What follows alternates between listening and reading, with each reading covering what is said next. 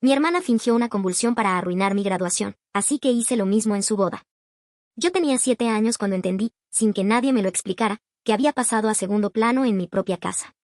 Fue el año en que nació mi hermana menor, Bianca. Para mis padres, ella no era solo una hija. Era un milagro, la sorpresa divina que llegó cuando ya habían aceptado que yo sería la única. Desde el primer llanto en el hospital, todo giró en torno a ella. Yo, que hasta entonces había sido suficiente, me volví invisible. No fue un cambio brusco. Fue peor. Fue progresivo. Primero dejaron de escucharme. Luego dejaron de mirarme. Después, empecé a servir. Cuidar, callar, entender. Me convertí en una mezcla rara entre niñera no remunerada, asistente emocional y punching bag silencioso. Mi función era sencilla, aplaudir a Bianca y no estorbar. El favoritismo era descarado, pero eso no era lo más dañino. Lo verdaderamente perturbador fue descubrir, con el paso de los años, que Bianca desarrolló una habilidad casi quirúrgica para robar atención. Como si tuviera un radar interno que se activaba cada vez que alguien, aunque fuera por segundos, dejaba de mirarla. Y cuando eso pasaba, algo ocurría. Siempre. Si el foco se movía hacia mí, aparecía una emergencia. Una enfermedad súbita. Un drama.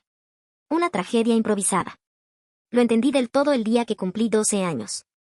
Después de rogarlo durante años, mis padres aceptaron hacerme una fiesta solo para mí. Nada enorme. Un cumpleaños en el boliche, con mis amigos del colegio. Yo misma elegí el pastel. Chocolate. Ese detalle todavía lo recuerdo con claridad, como si fuera una victoria personal. Por una tarde, quería sentir que yo importaba. El lugar olía a pizza barata y desinfectante. Las luces de neón parpadeaban. Mis amigos reían, competían, gritaban. Yo estaba feliz. Feliz de verdad. Estaba frente al pastel, lista para soplar las velas, con esa emoción infantil que te infla el pecho y te hace creer que el mundo no es tan cruel. Bianca tenía 5 años y estaba sentada en un rincón, cruzada de brazos, furiosa porque nadie le estaba prestando atención. Yo la vi. Vi su cara antes de que todo se arruinara. Empezó a gritar. Primero fue un alarido agudo, luego palabras atropelladas. Decía que no veía. Que todo estaba oscuro. Que le ardían los ojos. Que estaba ciega. Lo gritaba en medio del salón lleno, llorando, manoteando, sembrando pánico como si lo hubiera ensayado. La música se detuvo. El gerente apareció corriendo. Mis padres soltaron el pastel, los regalos, todo. Me dejaron ahí, con las velas encendidas, mientras corrían con Bianca en brazos como si se estuviera muriendo. La escena fue tan exagerada que parecía sacada de una telenovela.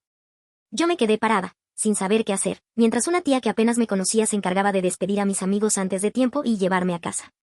En el hospital no encontraron nada. Absolutamente nada. El médico habló de una posible reacción leve, tal vez cansancio, tal vez nada.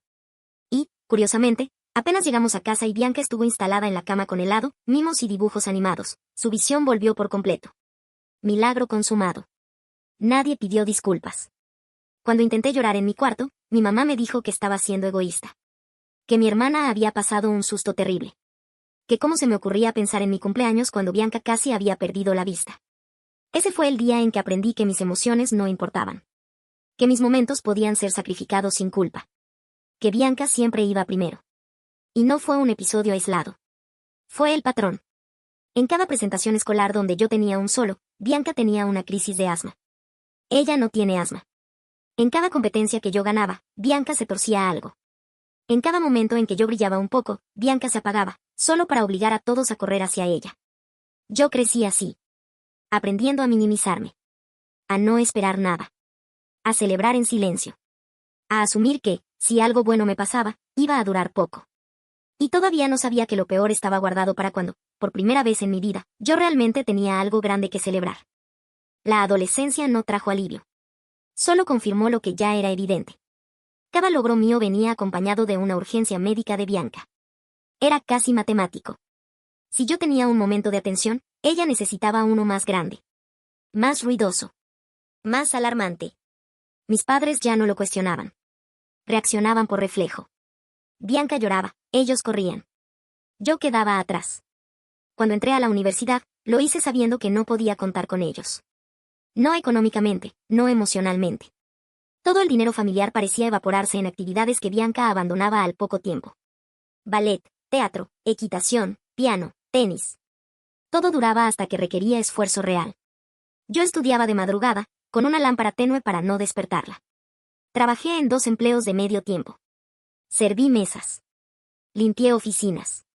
Me cansé como nunca, pero no pedí ayuda. No quería deber nada. No quería que mi esfuerzo fuera usado en su contra. Aún así, lo logré. Me gradué con honores. Fui elegida oradora de la clase. Cuando me lo dijeron, lloré sola en el baño de la universidad, en silencio, con las manos temblando. No porque fuera fácil, sino porque era la prueba de que no me habían roto del todo. El día de la graduación, mis padres llegaron. Eso ya era raro. Estaban sentados en la segunda fila. Bianca estaba con ellos, visiblemente irritada, con cara de fastidio. Nada nuevo. Yo estaba en el escenario. El auditorio lleno. El corazón golpeándome la garganta. El rector pronunció mi nombre, remarcó el cum laude, y por un segundo sentí algo que no conocía bien. Orgullo. Algo parecido a paz. Di 2 pasos hacia el diploma. Y entonces pasó. Un grito agudo atravesó el auditorio. Después el sonido de sillas cayendo. Murmullos. Gente levantándose. Miré hacia abajo, paralizada, y vi a Bianca en el suelo, retorciéndose, pateando, con mis padres arrodillados a su lado gritando por ayuda. La música se detuvo. El rector dejó de hablar. Todo el mundo miraba. Yo me quedé ahí arriba, sola, con el tubo vacío en la mano, viendo cómo mis padres cargaban a Bianca en brazos y salían del auditorio sin mirarme. Sin un gesto. Sin una palabra. La ceremonia siguió, pero ya no era lo mismo. Bajé del escenario, recogí mi diploma, sonreí para nadie. No hubo fotos. No hubo abrazos. No hubo felicitaciones. Después manejé sola al restaurante donde se suponía que íbamos a celebrar. Me senté en el auto y leí el mensaje de mi madre. Bianca tuvo una convulsión. Estamos en el hospital. No vamos a poder ir. Felicidades por la graduación. Come algo y vete a casa. Comí una hamburguesa sola, en el estacionamiento, manchando la toga con mostaza, llorando sin hacer ruido. Horas después supe que no habían encontrado nada. Ninguna causa neurológica. Ninguna anomalía. Nada. Cuando llegué a casa, Bianca estaba en el sofá, comiendo palomitas, riéndose con una película. Le pregunté qué había pasado. Se encogió de hombros y dijo que había hecho calor. Que se había sentido sofocada. Que ya estaba bien. Mis padres agradecieron a Dios. Dijeron que fue un susto. Que yo debía estar agradecida de que no hubiera sido grave. Ese día algo se terminó dentro de mí. No fue una explosión. Fue más bien un apagón. Decidí que no volvería a esperar nada de ellos. Que me iría. Que construiría una vida donde Bianca no pudiera tocarme. Y eso fue exactamente lo que hice. Me mudé de ciudad. Conseguí un buen trabajo. Conocí al hombre que hoy es mi esposo. Mantuvimos un contacto mínimo con mi familia. 2 horas en fiestas. Sonrisas medidas. Excusas calculadas para irme temprano. Viví 5 años de una paz frágil pero real. Hasta que Bianca anunció que se iba a casar. Bianca nunca terminó la universidad. Saltó de carrera en carrera como quien cambia de ropa. Siempre había una nueva pasión, un nuevo sueño, un nuevo proyecto que duraba unos meses y moría en silencio, financiado por mis padres. Fotografía. Diseño de joyas. Influencer. Nada prosperaba, pero tampoco importaba. Siempre había dinero para ella. Por eso, cuando anunció que se iba a casar con un tipo que conocía desde hacía 4 meses, nadie se sorprendió. Yo sí sentí algo distinto. Una incomodidad difícil de explicar. El hombre era rico, de familia tradicional, demasiado pasivo. Se notaba que no tenía idea del huracán en el que se estaba metiendo. La boda iba a ser enorme. Lujosa. Exagerada. Mis padres hipotecaron la casa para pagarla. La misma casa que, según ellos, no podían tocar cuando yo necesitaba ayuda para la universidad. Y entonces llegó la llamada. Bianca quería que yo fuera su dama de honor. No porque quisiera acercarse a mí. No porque me apreciara. Era simple. Necesitaba que yo pagara la despedida de soltera en Las Vegas y que apareciera en las fotos. La hermana decorativa. El accesorio familiar. Me negué a pagar el viaje. El caos fue inmediato. Llamadas. Gritos. Mi madre llorando, diciendo que yo estaba rompiendo a la familia. Me llamaron envidiosa, amargada, egoísta.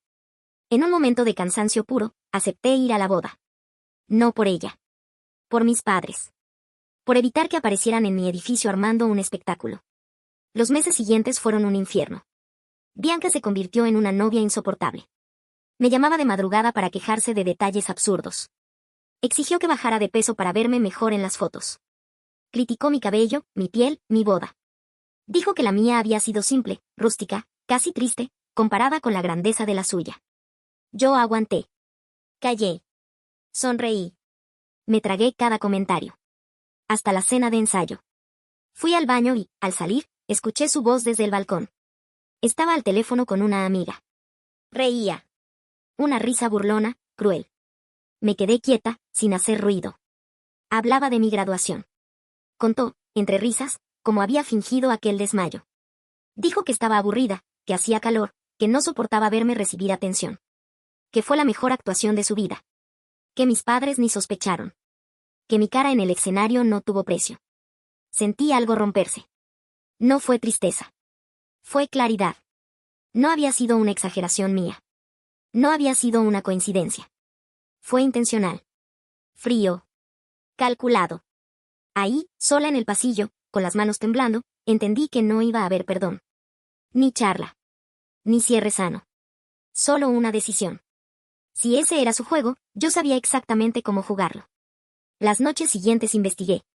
Leí. Practiqué. Aprendí cómo se veía una convulsión real. Cómo caerse sin romperse algo. Cómo controlar la respiración. Ensayé frente al espejo.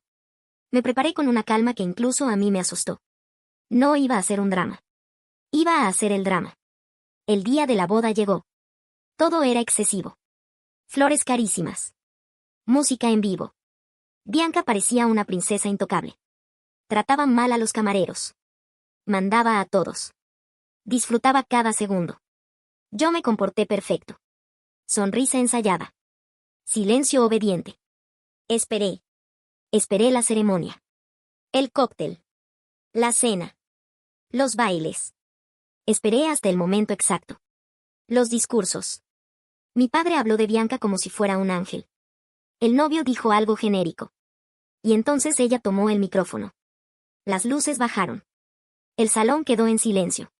Dijo que siempre soñó con ese día. Que nada podía arruinar ese momento. Ahí supe que era ahora. Yo estaba justo detrás de ella, un poco hacia la derecha, lo suficientemente cerca como para que todos me vieran.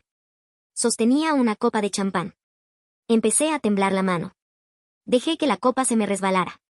El estallido del vidrio contra el suelo de mármol sonó seco, violento. Todo el salón se giró hacia mí. Bianca se detuvo a mitad de frase y se dio la vuelta, molesta, con esa expresión de me estás arruinando algo. No dije nada. Puse los ojos en blanco. Dejé escapar un gemido bajo, gutural, y me desplomé. No fue una caída elegante. Me lancé con el cuerpo entero hacia el costado, chocando contra la mesa del pastel. Sentí el tirón del mantel, el desequilibrio, y luego el estruendo. El pastel de 6 pisos se vino abajo sobre mí en una explosión de crema, bizcocho y relleno. Empecé a retorcerme en el suelo. Golpeé brazos y piernas. Derribé sillas. Grité. Babeé. Hice exactamente lo que había ensayado durante semanas. El caos fue inmediato. Gritos. Llanto. Gente corriendo. Alguien gritó que me estaba dando un ataque. Mis padres reaccionaron por reflejo. Corrieron hacia mí, empujando a Bianca sin mirarla siquiera. Mi madre cayó de rodillas a mi lado, manchándose el vestido con glaseado, gritando que llamaran a una ambulancia. Y entonces escuché la voz de Bianca. Aguda.